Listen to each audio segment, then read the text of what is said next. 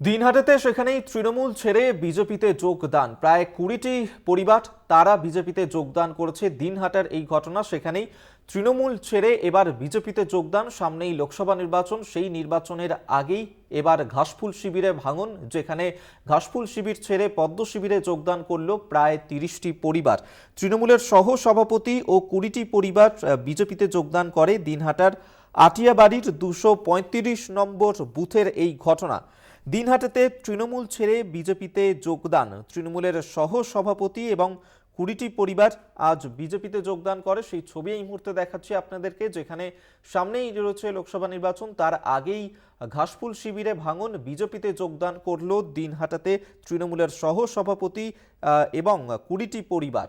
সেই ছবি এই মুহূর্তে দেখছেন, যেখানে বিজেপির দলীয় পতাকা তারা হাতে তুলে নেন এবং দিনহাটার আটিয়াবাড়ির 235 নম্বর বুথের এই ঘটনা।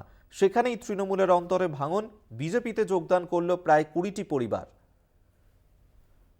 সেই ছবি এই মুহূর্তে দেখাচ্ছি আপনাদেরকে। দিনহাটাতে তৃণমূল ছেড়ে বিজেপিতে যোগদান, তৃণমূলে ভাঙন। তৃণমূলের সহ সভাপতি ও 20টি পরিবার বিজেপিতে যোগদান করে। দিনহাটার আটিয়াবাড়ির 235 নম্বর বুথের ঘটনা।